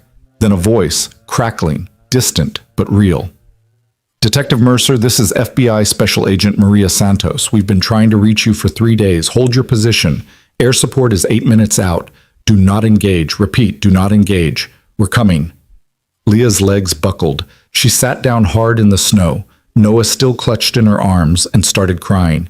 Great heaving sobs that shook her whole body. Carter managed to crawl over, wrapped an arm around both of them, and held on. Coda released the man's arm, moved to the center of their small circle, and sat down with his back to them, still on guard, still watching the darkness, still doing his job. We're okay, Carter whispered, not sure who he was trying to convince. We're okay. Noah looked up at him with wide eyes. You promised you'd come. Always keep my promises, buddy. Behind them, Carter's house burned against the night sky, flames reaching toward stars barely visible through thinning clouds. Everything he'd built over the last 5 years, gone. But the people who mattered were alive and safe and together, and that was all that had ever really mattered. In the distance, the sound of helicopters grew louder. The helicopters came in fast and low, their rotors beating the air into submission, searchlights turning the forest into stark daylight. Carter kept his arm around Noah and Leah, watching as figures in tactical gear rappelled down with the kind of precision that spoke of federal training and unlimited budgets. FBI. Finally. The cavalry he'd stopped believing would arrive. Special Agent Maria Santos hit the ground first, weapon up, scanning the scene with sharp eyes that missed nothing. She was compact, maybe 5'4", but carried herself like someone who'd earned every inch of authority the hard way. Her gaze swept across the burning house, the bodies scattered in the snow, the 3 civilians huddled together with a German shepherd standing guard, and her expression shifted from tactical assessment to something almost human. Medic! She barked into her radio. Multiple wounded, priority 1. She approached slowly, hands visible, non-threatening. Detective Mercer? Leah nodded, couldn't seem to find her voice. I'm Agent Santos. We've been trying to locate you for 72 hours. When you missed your scheduled contact, we assumed... She stopped, took in the blood on Leah's uniform, the gash on her head. The way she was holding Noah like letting go meant death. We assumed the worst. You weren't wrong, Leah managed. They tried to kill me, ran me off Old Creek Bridge. Would have finished the job if Carter hadn't found me. Santos looked at Carter properly for the first time, and he saw her cataloging the details, the bullet graze across his ribs, the exhaustion carved into every line of his face, the protective way he'd positioned himself between the arriving agents and his son. Mr. Reed, I'm going to need you to answer some questions. Later, Carter said. His voice came out rougher than intended, ground down by smoke and adrenaline crash. My son needs medical attention. So does Detective Mercer. Questions can wait. I'm afraid they can wait. Carter's tone left no room for negotiation. You want cooperation? Fine. But my boy comes first, always. Santos studied him for a long moment, then nodded once. Fair enough. She keyed her radio again. I need that medic now, and someone get child services on standby. No. The word came out sharp, absolute. Carter's arm tightened around Noah. He stays with me. Mr. Reed, protocol requires... I don't care about protocol. My house is burning. I've got bodies in my yard. My son just watched his father fight off a dozen armed men. He's not going into the system because some bureaucrat thinks protocol matters more than keeping a traumatized kid with the only parent he has left. Carter, Leah said quietly, they're trying to help. By taking my son. By making sure he's safe. He's safe with me. Santos held up a hand, cutting off the argument. How about this? The boy stays with you. But you both get medical treatment, you answer my questions, and we sort out the rest after we've secured the scene and made sure everyone who needs to be in custody is in custody. She looked at the man Coda had taken down, now zip-tied and bleeding into the snow. Starting with him. Carter wanted to argue more. Wanted to put Noah in the truck and drive until the whole nightmare was behind them, but exhaustion was catching up fast. The adrenaline that had carried him through the firefight was draining away, leaving nothing but pain and bone-deep weariness. He nodded once. Good. Santos gestured to the incoming medics. Get these people stabilized. Reed and Mercer are priority. And someone get that dog checked out too. He looks like he's been through hell. Coda's ears perked at the word dog, but he didn't move from his position, still guarding, still working, still Ryan Hale's K9, even after everything. The next hour blurred into controlled chaos. Medics descended with trauma kits and efficient hands, checking vitals, cleaning wounds, wrapping Carter's ribs with enough gauze to make him feel like a mummy. The bullet graze was superficial, painful as hell, but nothing permanent. Noah got checked for shock, found physically unharmed, but wound so tight he couldn't stop shaking. They wrapped him in a thermal blanket and Carter held him close, murmuring nonsense comfort words that didn't mean anything except, "You're safe. I've got you. We're okay." Leah's concussion was worse than Carter had thought. The medics wanted to airlift her to Denver immediately, but she refused until she'd handed over the backpack to Santos personally. She pulled out the folders, the flash drive, Ryan's journal, and the sealed letter with her name on it, spreading them across the hood of an FBI vehicle like sacred artifacts. 18 months, she said. Her voice was hollow, scraped raw. Every transaction, every name, every piece of evidence my husband died trying to expose, it's all there. Santos picked up the journal carefully, flipped through pages dense with handwriting, dates, details. Her expression went from professional interest to barely contained fury. Detective Mercer, this is enough to take down half the department. Maybe more. That's what Ryan thought. That's why they killed him. And Sheriff Delgado? Page 47, complete transaction history with a cartel contact in Juarez, including wire transfers, shipment schedules, and photographs. Leah's hands were shaking so badly she had to clasp them together. He's been running drugs through Millbrook for 3 years, using police resources, evidence lockup, even K9 units to avoid detection. My husband figured it out 6 months before he died, started building the case, and when Delgado found out, she couldn't finish. Didn't need to. Santos closed the journal, her jaw set in a way that promised someone was going to pay for this. "Where's Delgado now?" Santos asked. Leah looked at Carter. "I don't know. He came by this morning, suspicious, playing it careful. When he realized Carter wasn't going to hand me over, he left. Probably went to get backup." "The contractors," Carter added. "The ones who attacked us. They weren't local, no markings, no identification. Professional operators. Someone with serious money hired them." Santos nodded slowly. "We've been tracking a private security firm with cartel connections, Black Viper Solutions. They specialize in cleaning up loose ends." She looked at the bodies being photographed and cataloged by her team. "I'm guessing we'll find Black Viper credentials when we run their prints." "So Delgado called them in," Leah said. "That would be my guess. He knew local deputies wouldn't be enough against you and Mr. Reed, so he escalated." Santos pulled out her phone, started making calls. "I'm putting out a federal warrant for Marcus Delgado. Corruption, drug trafficking, conspiracy to commit murder, and about 15 other charges. He's not getting away." Carter watched fire crews arriving to battle the blaze consuming his home, watched agents swarming the property with evidence markers and cameras, watched his entire life being cataloged and photographed and turned into case file exhibits. Everything he'd built here, the quiet life, the safe space for Noah, the distance from violence and chaos, was gone, burned to ash and filed away in federal databases. Noah pressed tighter against his chest. Dad? Where are we going to live? The question hurt worse than the bullet graze. Carter didn't have an answer, didn't have a plan beyond surviving the next 5 minutes, and then the 5 after that. He looked at Leah, found her watching him with eyes that understood loss in ways most people never would. We'll figure it out, buddy, Carter said finally. We always do. But Noah was 7, old enough to hear the uncertainty beneath the words. I don't want to leave. This is home. I know. Can we fix it? Carter looked at the flames still licking at the roof, despite the firefighters' efforts, looked at the bullet holes stitching across the walls, looked at the blood staining the snow around his porch. I don't think so, Noah. Not this time. His son started crying, quiet, broken sobs that made Carter's chest ache. He held Noah tighter, rocking slightly, and tried to find words that would make any of this okay. There weren't any. Sometimes there was just grief and survival, and you dealt with both as best you could.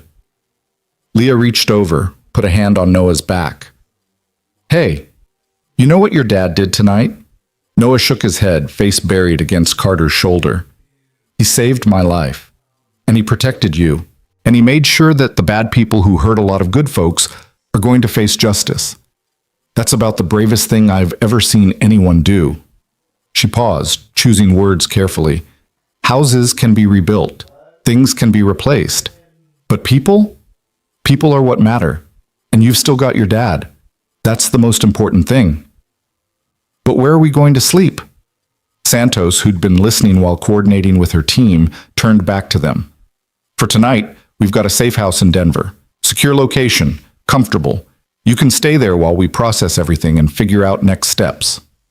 We're not witnesses, Carter said. Actually, you are, both of you.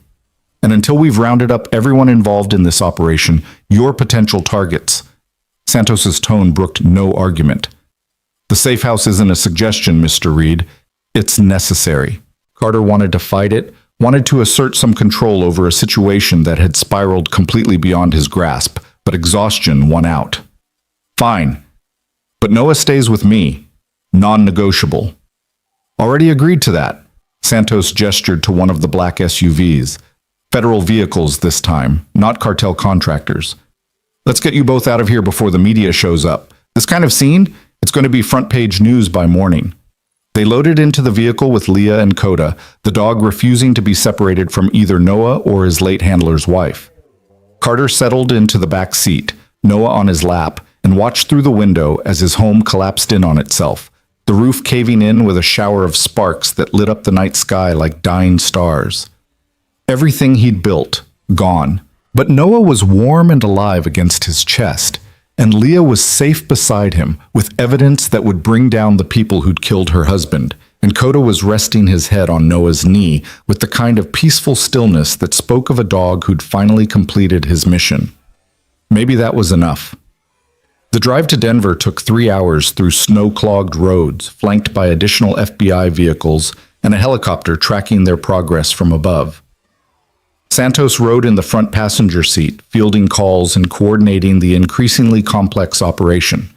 Carter caught fragments of conversation, arrest warrants being issued, assets being frozen, deputies being brought in for questioning.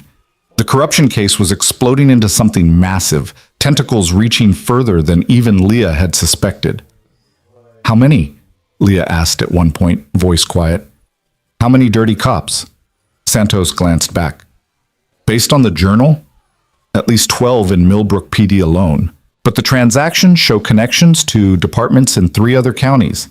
We're talking organized corruption on a scale Colorado hasn't seen in decades. And Delgado? Still in the wind, but we've got units watching his house, his known associates, every place he might run. He can't hide forever. Leah leaned her head back against the seat, eyes closed. Ryan spent 6 months on this. 6 months of secret meetings, hidden files, looking over his shoulder, and they still got him. Still won. They didn't win, Carter said. You finished what he started. The case he died for? It's gonna stick. That's winning. It doesn't feel like winning. It never does. Carter thought about Musakala, about holding that compound while friends died around him, about coming home with a silver star and nightmares. Winning just means you're still standing when the smoke clears. Everything else is paperwork. Leah opened her eyes, looked at him. Is that what the army taught you? That's what staying alive taught me. Noah had fallen asleep against Carter's chest, exhausted beyond his body's ability to process fear. Carter adjusted his grip, making sure his son was comfortable, and caught Santos watching them in the rearview mirror. You did good back there, she said. Not many civilians could have held off that kind of assault. I'm not a civilian. I'm a veteran who wanted to be a civilian. There's a difference? Yeah. Civilians don't know how to turn their kitchen into a kill box. They don't calculate fields of fire while making breakfast. They don't... He stopped, swallowed hard. They don't teach their 7-year-old son what to do when armed men come through the door. You kept him safe. This time. The words hung heavy in the vehicle, and Santos didn't try to argue them away. She just nodded, understanding in a way that said she'd been in the field long enough to know that survival was just the first step. Living with what you did to survive came next, and that was often harder. The safe house turned out to be a nondescript townhouse in a quiet Denver suburb, the kind of place that blended into the background so completely that Carter would have walked past it 100 times without noticing. FBI agents were already inside when they arrived, checking locks, setting up communications, making the space secure. Santos led them in, gestured around the main floor. 3 bedrooms upstairs, full kitchen, bathroom. Agents will be stationed outside in shifts. You need anything? You tell them. You don't leave the property without clearing it with me first. Understood? Carter nodded, too tired to argue. There are clothes in the bedrooms, basic supplies. We'll bring more tomorrow based on what you need. Santos paused at the door, looked back at them. This exhausted single dad holding a sleeping child. This injured detective carrying her dead husband's case. This traumatized K9 who'd found his way home. For what it's worth, you all did something incredible tonight. Most people would have folded. You didn't. That matters. Tell that to my house, Carter muttered. Houses can be rebuilt. People can't. She echoed Leah's earlier words, then left them alone with 2 agents posted outside, and the weight of everything that had happened pressing down like gravity. Carter carried Noah upstairs, found a bedroom with a twin bed and star-patterned sheets that looked like something from a catalog photo shoot. He laid his son down gently, pulled off his shoes, covered him with blankets. Noah stirred, grabbed Carter's hand. Stay, he mumbled, half asleep. I'm not going anywhere, buddy. Promise? Promise. Noah's grip loosened as he drifted back under, and Carter stayed sitting on the edge of the bed, watching his son sleep. The kid's face was peaceful now, free of the fear that had carved lines too old for a 7-year-old. Tomorrow he'd wake up with questions Carter didn't know how to answer, with fears that would take years to fade, with memories of tonight that no child should carry. But he'd wake up alive. Carter stood finally, joints protesting, and found Leah in the kitchen making tea with shaking hands. Coda sat at her feet, leaning against her legs, and she reached down periodically to run her fingers through his fur, like checking that he was real. Can't sleep? Carter asked. Don't know if I'll ever sleep again. She poured 2 mugs, handed him one. Every time I close my eyes, I see the bridge. The moment the impact hit, the car going over. I keep thinking about how close I came to dying in that ravine. But you didn't. Because you found me. Why were you even out there? Carter gestured at Coda. He knew something was wrong. Spent 3 days pacing, watching the door. When I heard barking during the storm, he practically pushed me out the door. He was calling for help. Smart dog. Leah smiled, sad and proud all at once.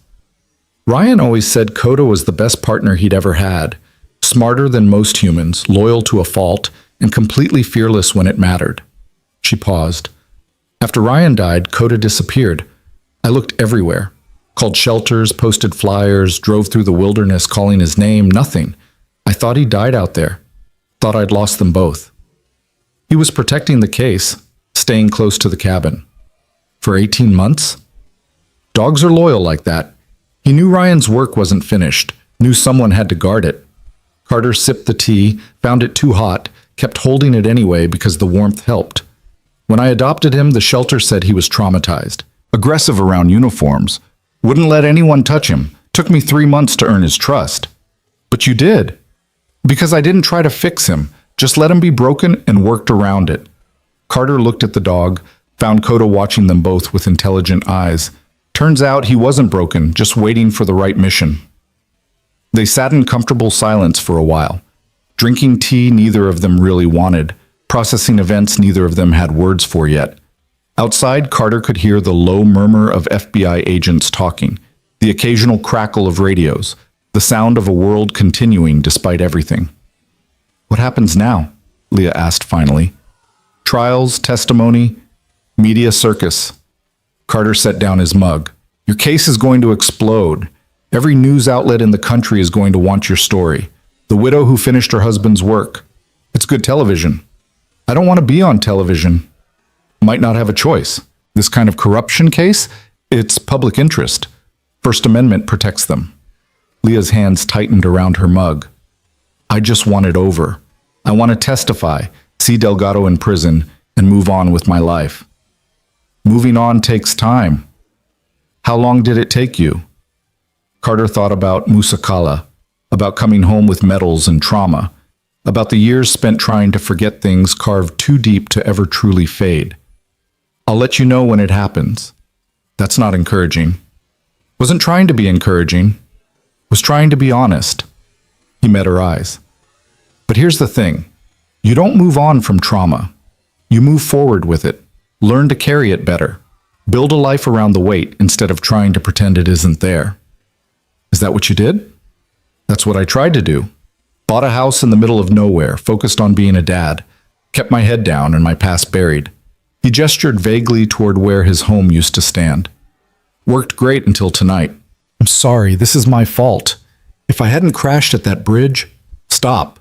Carter's tone was firm. You didn't bring this to my door. Delgado did. And yeah, my house is gone and my life is complicated now. But Noah's alive and safe. You're alive and safe. And the people who killed your husband are going to face justice.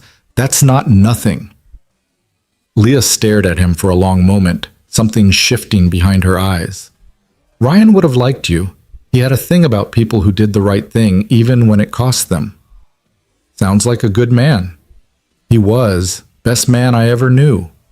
She reached into her jacket pocket, pulled out the sealed envelope with her name on it. Ryan's last words. She'd been carrying it since the cabin, but hadn't opened it yet. I'm scared to read it. Why? Because once I do, that's it. No more messages, no more pieces of him left to discover. Just memory and grief and moving forward. Her voice cracked. I'm not ready. Carter understood that fear. He'd felt it himself when Noah's mother died, when they'd given him her belongings and he'd put them in a box under his bed because looking at them meant accepting she was really gone. It had taken him 2 years to open that box. Even now, 5 years later, some items were still wrapped and untouched. You don't have to read it tonight, he said gently. It'll still be there when you're ready. Leah nodded, tucked the envelope away. Thank you for everything, for pulling me out of that ravine, for protecting me, for fighting when you didn't have to. Someone had to, but it didn't have to be you. Carter shrugged. Maybe it did. Maybe that's why Coda led me to you. Some things aren't coincidence. They finished their tea in silence, and eventually Leah headed upstairs to sleep, or try to. Carter checked on Noah one more time, found him still deep under, and then made his way to the third bedroom. The clothes Santos mentioned were there, jeans, t-shirts, basic necessities. All in his size, which meant they'd done their homework fast. He changed out of his blood-stained shirt, looked at the bullet graze across his ribs properly for the first time. The medics had cleaned and wrapped it, but the skin around the edges was already turning purple-black. Tomorrow, it would hurt worse. The day after, worse still. That was how bullet wounds worked. The adrenaline hid the pain until your body remembered it was damaged. Carter lay down on the bed, stared at the ceiling, and tried not to think about everything he'd lost tonight. His home, his anonymity, his carefully constructed quiet life. All gone in a few hours of violence and chaos. But Noah was safe. That was the only thing that mattered. That would ever matter. He closed his eyes and waited for sleep that didn't come. Downstairs, Coda settled on the floor between the two bedrooms where Leah and Noah slept, head on his paws, eyes half open. Still guarding, still working, still the best K9 the Millbrook Police Department never knew it had. Outside, FBI agents maintained their perimeter, and somewhere in the darkness, Marcus Delgado was running out of places to hide. Dawn came cold and gray, filtering through unfamiliar windows in a house that smelled wrong. Too clean, too sterile, nothing like the worn-in comfort of home. Carter woke to the sound of Noah's footsteps padding down the hall, the quiet click of Coda's nails following close behind. He pushed himself upright, ribs screaming protest, and found his son standing in the doorway looking small and lost. "Dad? Where are we?" "Safe house, remember? The FBI brought us here last night." Noah's face crumpled slightly, the reality of yesterday settling back over him like a weight. "Our house burned down." "Yeah, buddy, it did. Where's all my stuff, my Legos and my books and—" His voice hitched. "And the picture of Mom on my nightstand?" Carter's chest tightened. That photograph, Sarah holding newborn Noah, her smile tired and radiant and full of love, had been one of the few things he'd managed to keep when she died. Noah looked at it every night before bed, said goodnight to the mother he barely remembered, and now it was ash and ruin like everything else. "I'm sorry," Carter said, because there was nothing else to say. "It's gone. All of it." Noah stood there processing, 7 years old and trying to understand permanence and loss in a way that would shape how he saw the world forever. Then he walked over, climbed onto the bed, and curled against Carter's side. "It's okay. You said people are more important than things." Carter wrapped his arm around his son, pressed his face into Noah's hair, and held on. "That's right. That's exactly right." They sat like that until Leah appeared in the doorway, moving carefully, one hand pressed to her bandaged head. She looked worse in daylight, bruises blooming purple-green across her face, eyes hollow with exhaustion and pain. But she was upright and moving, which was more than Carter had expected after yesterday's concussion. "Morning," she said quietly. "You should be resting," Carter told her. "So should you, but here we are." She managed a small smile. "Agent Santos called. She's coming by in an hour with updates. Thought we might want coffee and breakfast first." The FBI had stocked the kitchen better than Carter's own house had been. Fresh coffee, eggs, bread, fruit. He made breakfast while Leah fed Coda, and Noah sat at the table drawing pictures on paper someone had thoughtfully provided. The domesticity of it felt surreal after last night's violence, like stepping through a door into a different reality where normal things still happened. Santos arrived exactly on time, carrying a leather folder thick with documents and the kind of expression that said she'd been up all night coordinating operations. She accepted coffee gratefully, waited until Noah was occupied with his drawing, then laid out the situation with the kind of clinical efficiency that made bad news slightly more bearable. "We've arrested 8 Millbrook deputies so far. 4 more are cooperating in exchange for reduced sentences. The evidence from Ryan Hale's journal is exactly what we needed. Dates, transactions, witness statements, everything documented with the kind of precision that makes prosecutors very happy." "And Delgado?" Leah asked, leaning forward despite the way it clearly made her head pound. Santos's expression darkened. "Still at large, but we've frozen his accounts, flagged his passport, and issued warrants across 3 states. He can't access money, can't fly, can't use credit cards. He's running on cash and borrowed time." "He'll run to Mexico," Leah said with certainty. "He's got cartel connections in Juarez. They'll hide him. We're coordinating with Mexican authorities. If he crosses the border, they'll grab him." Santos flipped through papers, pulled out several photographs. "The contractors who attacked you were Black Viper Solutions, like we suspected. Private military company with a very dirty reputation. We've identified 6 bodies from your property, Mr. Reed. 2 more from the woods, 1 in critical condition at Denver General under armed guard." Carter thought about the men he'd killed defending his home, defending his son, and waited for guilt or regret to surface. It didn't. Just a cold acknowledgement that he'd done what was necessary, and he'd do it again without hesitation if the situation repeated. The survivor, Santos continued. He's talking. Gave us Delgado's direct number, confirmed the sheriff hired Black Viper personally, paid them $200,000 to eliminate Detective Mercer and recover Ryan Hale's evidence. She looked at Leah. They were told to make it look like an accident. You crashing at Old Creek Bridge was supposed to be the end of it. When you survived, Delgado panicked and sent them after Carter, Leah finished. Yes, which brings us to the complicated part. Santos set down her coffee, fixed Carter with a steady gaze. The DA wants you both available for testimony. Multiple trials, probably stretching over the next year. Delgado's case alone will be massive. Corruption, drug trafficking, conspiracy to commit murder, obstruction of justice. Then there's the Black Viper contractors, the deputies involved, possible federal RICO charges. How long? Carter asked. You'll need to stay in Colorado, probably in protective custody or at least with regular check-ins. Your identities will be part of public record.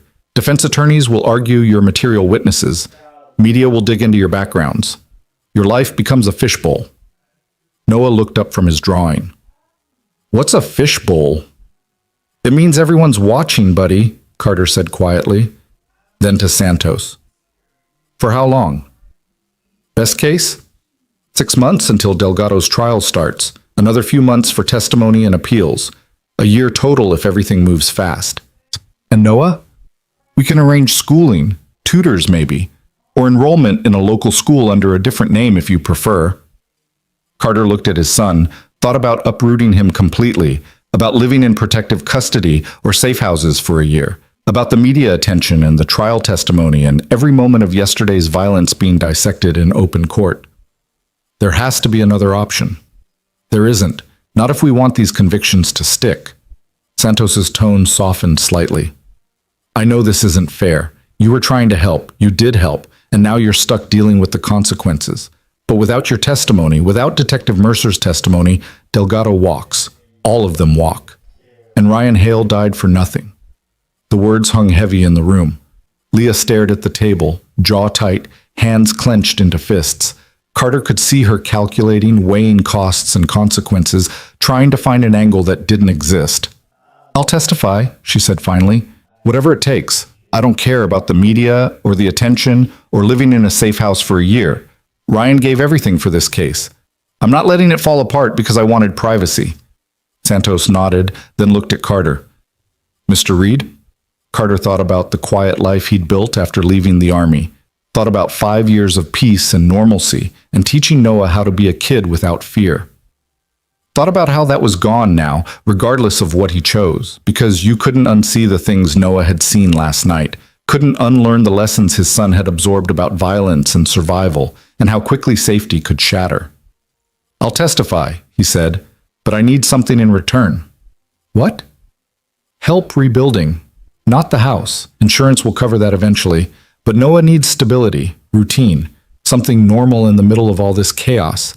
I need your people to help arrange that. Schooling, counseling, whatever he needs to process what happened. I don't care what it costs me. My son comes first. That's reasonable. I'll make sure. The radio on Santos's hip crackled urgently. Santos, we've got movement. Subject spotted, heading south on Highway 25. Gray Ford truck, plates match a vehicle registered to known associate. We're moving to intercept. Santos keyed the radio instantly. All business. Copy that. I want units on every exit between here and the state line. Air support tracking. Do not lose him. She looked at Carter and Leah. That's Delgado. He's making a run for the border. Can we? Leah started. No, you stay here. This is operational now. Santos headed for the door, then paused. But you'll know as soon as we have him. I promise. She left at a run, and they were alone again with the weight of waiting. Noah went back to his drawing, Coda settled at his feet, and Carter stood at the window watching federal agents move with purpose toward their vehicles. Leah joined him, moving stiffly, and they stood shoulder to shoulder watching the cavalry ride out without them. I should be there, she said quietly. When they take him down, I should be there. You can barely stand. I don't care. He killed Ryan. He tried to kill me. I deserve to see his face when they put him in handcuffs. Carter understood that need viscerally, but understanding didn't make it possible. You'll see him in court, under oath, facing every charge they can make stick. That's better than watching him get arrested. Is it? Has to be, because it's all we've got. They waited. Minutes crawled into an hour, then 2. Santos called with updates. Delgado was heading south as predicted, trying to reach the New Mexico border where cartel contacts could move him into Mexico proper. FBI units were boxing him in, setting up roadblocks, coordinating with state police. It was textbook pursuit, professional and coordinated, and there was no way Delgado was getting through. But people did stupid things when cornered. The call came 3 hours later. Santos's voice was tight, controlled, carrying news that was both victory and something more complicated. We've got him. Interstate 25, 20 miles from the state line. He tried to ram through a roadblock, vehicle disabled, suspect in custody, no injuries to our personnel. And Delgado? Leah asked, gripping the phone like a lifeline. Minor injuries from the crash, nothing serious. He's being transported to Denver Federal Holding. You'll be able to see him at arraignment tomorrow. Leah sagged with relief so profound it nearly took her to her knees. Carter caught her elbow, steadied her, and she leaned into his support with the kind of trust that came from shared trauma. They'd survived yesterday together. That created bonds nothing could quite break. It's over, she whispered. It's really over. Not over. But the worst part is, Carter helped her to the couch, made sure she was steady. Now comes the hard part, living with it. You make that sound worse than the firefight. Sometimes it is. Noah looked up from his drawing, held it out to Leah. I made this for you. It's Coda. See? I gave him a cape because he's a hero. Leah took the picture with shaking hands, stared at the crayon rendering of a German shepherd wearing a cape and a big smile. Her eyes filled with tears, and she pulled Noah into a gentle hug. Thank you. This is perfect. Coda is absolutely a hero. The dog's ears perked at his name, and he patted over to rest his head on Leah's knee. She ran her fingers through his fur, and something in her expression eased. Not healed. Healing would take time, but less raw, less broken. The arraignment happened the next morning in a federal courthouse in Denver, heavy security and media presence turning the proceedings into a circus. Carter and Leah sat in the gallery watching as Marcus Delgado was led in wearing orange jumpsuit and chains, his face carefully blank but his eyes scanning the crowd until they landed on Leah. The hatred there was palpable, pure and focused and utterly impotent.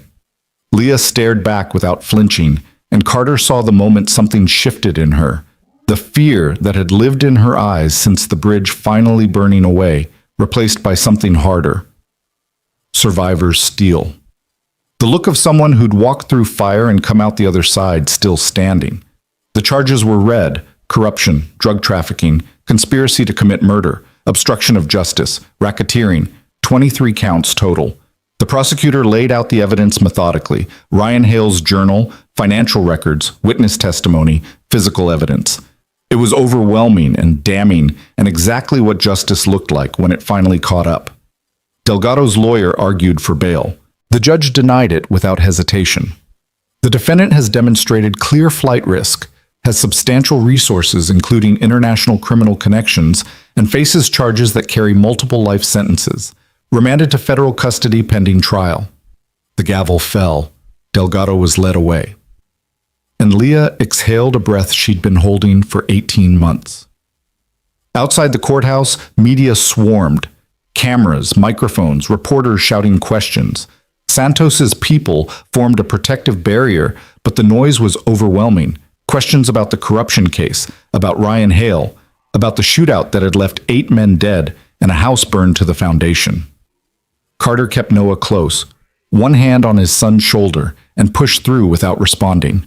Leah walked beside them, head high despite the questions being hurled at her, and Coda stayed glued to her side like the professional he'd always been. They made it to the waiting vehicle, doors closing on the chaos, and the sudden silence was jarring.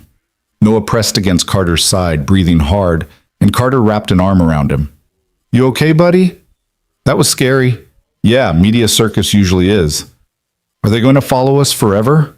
Carter looked at Santos in the front seat. She met his eyes in the rearview mirror and shook her head slightly. Not forever, it'll die down. Give it a few weeks, some other story will take over, and people will move on. But the trials will bring it back. Yes, I won't lie to you. This is going to be your life for a while, but it won't be forever. Carter held his son tighter and tried to believe that. Tried to imagine a future where this was just a story they told. A hard chapter that had passed, not the defining moment that shaped everything after. He wasn't sure he could see it yet, but maybe that was okay. Maybe you didn't need to see the end to keep walking toward it. The weeks that followed settled into a strange new routine. The safe house became temporary home. Noah started working with a tutor, a kind woman named Mrs. Chen, who specialized in helping children process trauma. Carter attended his own therapy sessions, talking through Musakala and yesterday's firefight and all the violence in between with a VA counselor who understood that some things couldn't be fixed, only integrated. Leah began the slow process of rebuilding her life. She took medical leave from Millbrook PD, what was left of it after federal arrests had gutted the department, and started working with the FBI on a more permanent basis. They wanted her expertise, her knowledge, her understanding of how corruption worked from the inside. She was good at it. Ryan had trained her well, and she started opening up about Ryan himself. The stories came slowly at first, carefully measured, like she was testing whether speaking his name would break her. But Carter listened, and Noah listened, and Coda listened with the kind of attention that said he remembered every moment. And gradually the stories became easier, less painful, more celebration than grief. He used to make these terrible jokes, Leah said one evening while they were making dinner. Noah was setting the table, Coda was begging for scraps, and the scene felt almost normal. Dad jokes before he was even a dad. Really awful puns. I'd groan and he'd just grin like he'd won something. My mom told jokes too, Noah offered. Dad says I got her sense of humor. Is that good or bad? Leah asked, smiling. Depends on the day, Carter said, shooting his son a look that was pure affection. These moments of peace accumulated slowly. Carter found himself looking forward to them, to the way Leah fit into their small family unit like she'd always belonged there. She was good with Noah, patient, kind, treating him like a person instead of a child who needed protection from reality. And Noah responded to that, opening up in ways he hadn't since his mother died. And Coda had stopped flinching at sirens, stopped pacing at night, started playing with Noah the way a dog should play, joyful, carefree, trusting that the world was safe enough to let his guard down.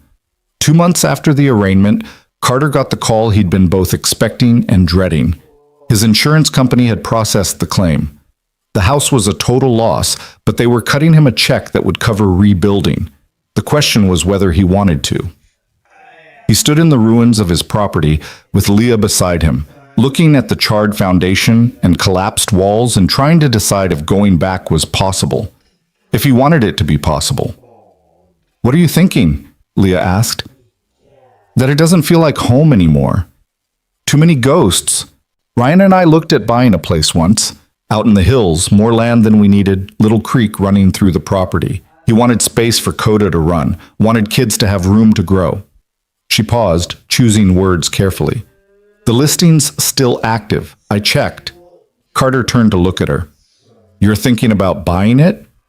I'm thinking about a lot of things. I've got survivor's benefits from Ryan's death. The FBI job pays well. I could afford it. She met his eyes. But it's a big house, too big for one person. The implication hung between them. Tentative, hopeful, terrifying. Carter had been alone for 5 years, focused entirely on being Noah's dad, convinced that was enough. But the last 2 months had shown him something different, shown him that maybe family could look different than he'd imagined, that maybe Leah and Coda fit into the empty spaces in ways that felt right. That's a big step, he said carefully. It is. And if you're not interested, that's fine. We can figure out something else. But Noah asks about you every morning.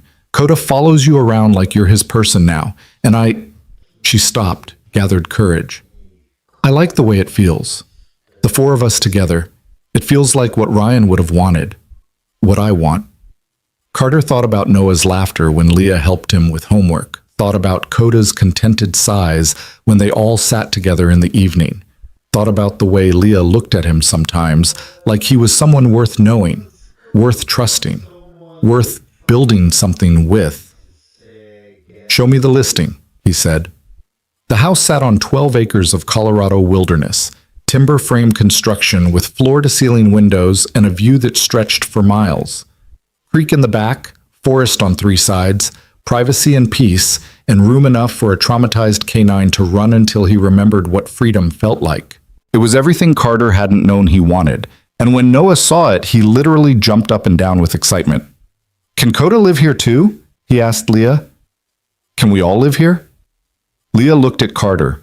Carter looked at his son's hopeful face, at the dog sitting proudly between them, at the woman who'd become family through fire and survival and shared grief. "Yeah," he said, "I think we can all live here."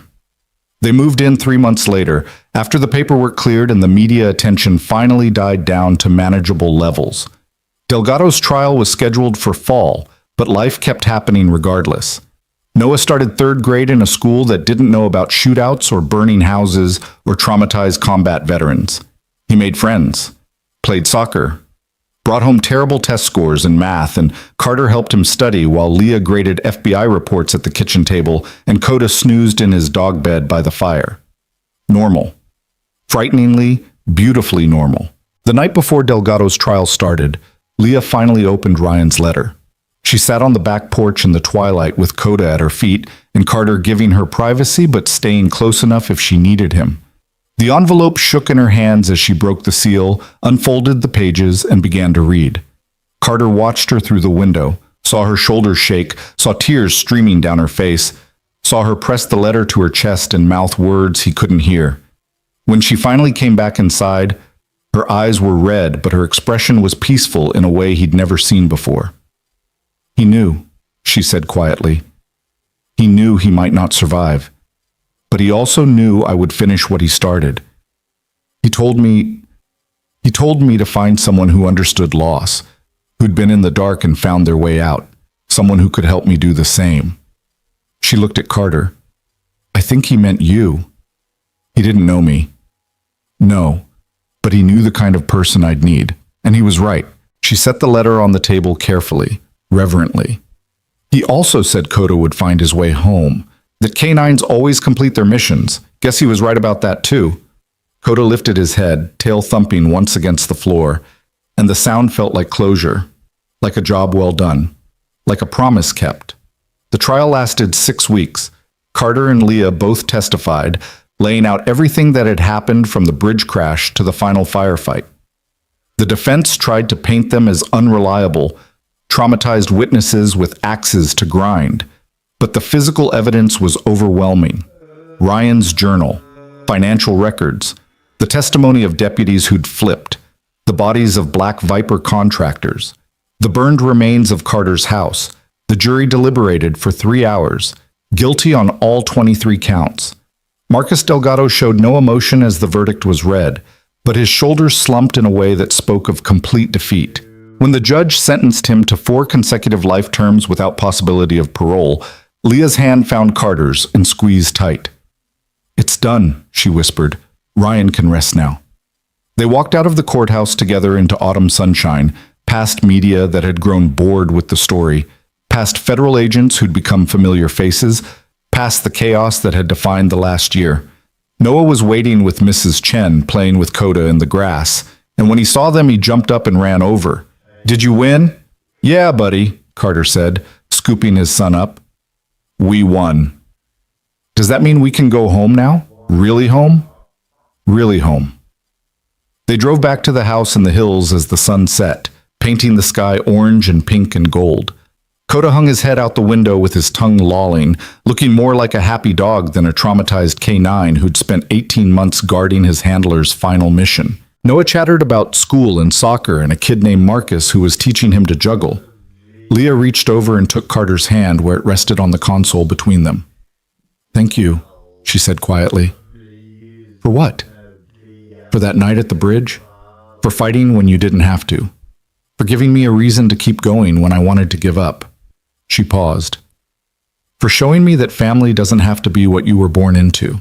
Sometimes it's what you build from broken pieces.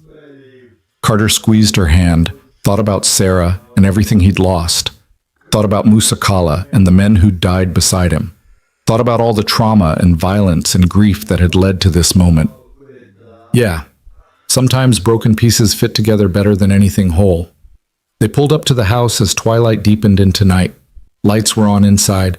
They'd left them burning, turning the windows into warm beacons against the darkness. Coda bounded out of the vehicle first, racing across the property like he was checking the perimeter one final time. Noah followed, shouting for the dog to wait up. And Carter and Leah walked together up the path, carrying grocery bags and court documents, and the weight of everything they'd survived. Inside, Noah was already building a blanket fort in the living room with Coda's help, which mostly consisted of the dog lying in the middle and letting himself be draped with fabric. Leah started dinner. Carter poured wine. And somewhere in the easy rhythm of it all, in the laughter and the companionship and the way Coda finally relaxed enough to fall asleep mid-fort construction, Carter realized something profound. The blizzard that had buried Millbrook all those months ago hadn't just brought destruction. It had brought a dying detective, a traumatized K9, a corruption case that needed finishing, and the raw materials for something neither he nor Leah had thought possible after loss. A second chance. A new family. A home built from ruins and love and the stubborn refusal to let tragedy have the final word. 6 months later, on a clear spring morning with Coda running circles through melting snow and Noah teaching Leah's FBI colleagues how to throw a football, Carter stood on the back porch with coffee and watched his family, not born, but chosen, filling the space with life and noise and hope. And he thought about the scared, broken man who'd heard frantic barking in a blizzard and chosen to investigate instead of staying safe inside. Best decision he'd ever made. Coda bounded up the porch steps, tongue lolling, and pressed his head into Carter's leg. The dog's eyes were clear now, unclouded by trauma, full of the kind of peace that came from missions completed and families found. Carter scratched behind his ears and looked out at the life they'd built together, from ash and evidence, and the determination to honor the dead by living well. "Good boy," Carter said quietly. "Good boy." And in the way of dogs who'd served with honor and finally found home, Coda's tail wagged once, satisfied, content, complete.